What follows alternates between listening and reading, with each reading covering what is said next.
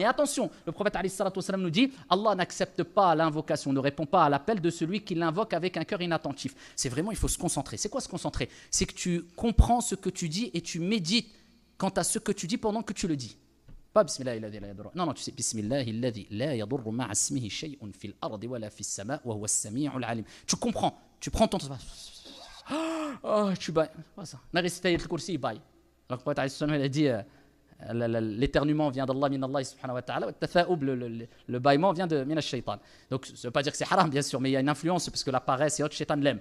Et pendant qu'il récite ayatul kursi, qu'il doit faire fuir shayatin, oh Allah la ilaha illa, c'est quoi ça? Récite ayatul kursi, respecte la parole d'Allah subhanahu wa ta'ala calmement, posément, comprend. Pour ça il y a des gens, ils récitent tout le Coran par cœur, ils disent toujours j'ai mal au cœur, récite juste surat al-Fatiha avec concentration, mets ta main droite sur ton cœur et tu vas voir ça va passer. C'est une question de yaqin, de certitude et de concentration quand tu récites les choses. Et ça, c'est la reconnaissance avec la langue, le dhikr. Et enfin, bil jawarihi wal arkan, avec les membres. Ceux qui disent, oh Dieu est dans mon cœur. C'est bon, yahri, pas besoin de prier, pas besoin de... Voilà, khlas. Il n'y a plus de vie, il n'y a plus de relations sociales, il n'y a plus d'amour entre les êtres humains. Si on prend ta théorie vis-à-vis de celui qui mérite le plus grand amour, tu vas dire à une personne, tu vas même pas lui dire, tu vas même pas lui faire plaisir, tu vas jamais lui obéir, tu vas jamais l'écouter, tu vas jamais lui demander quelque chose avec respect. Pourquoi? Parce que tu vas dire, écoute mon frère, je t'aime mais dans mon cœur. Après le respect, c'est autre chose. Mais c'est pareil avec Dieu. Comment ça, Dieu est dans ton cœur? Mais Dieu, il n'a pas besoin de toi. C'est toi qui as besoin d'Allah. Prouve que tu aimes Allah Azza wa Jal. Dieu te dit de lui obéir. Obéis-lui, c'est comme ça que tu prouves. Il te dit de ne pas lui désobéir. C'est comme ça que tu prouves ton amour. Ce que Dieu t'a donné, partage-le. C'est une épreuve. Et ô combien ne partage pas et ne donne pas ce que Dieu leur a donné. Alors qu'Allah subhanahu wa ta'ala t'éprouve avec la santé, t'éprouve avec la nourriture, t'éprouve avec l'argent, pour savoir est-ce que tu vas être reconnaissant comme il se doit et comment être reconnaissant avec tous ces bienfaits. Eh bien, c'est de les partager. Pas partager 50-50, on n'a pas ce niveau-là.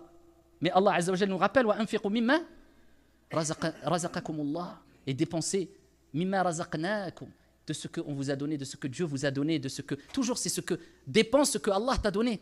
Dieu va te tester, tu as de l'argent, partage-le. Et c'est comme ça que tu es reconnaissant et Dieu te rajoutera de l'argent. Tu as une bonne santé, utilise cette santé pour faire des choses bonnes, va faire tawaf. Va à la mosquée. Si tu crois que Dieu t'a créé juste pour faire du sport toute la journée, tu es à côté de la plaque encore une fois. Oui, il est le verset coranique que je vous ai donné un corps sain pour aller soulever de la fonte toute la journée. Et après, ton corps va être dévoré par d'autres. Encore une fois, le sport c'est bon. Ça fait partie de l'islam.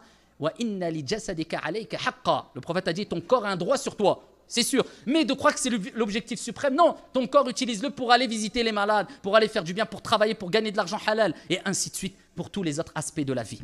C'est comme ça que le croyant doit réagir. Par crainte que ses bienfaits ne le dépassent et qu'il perde tout.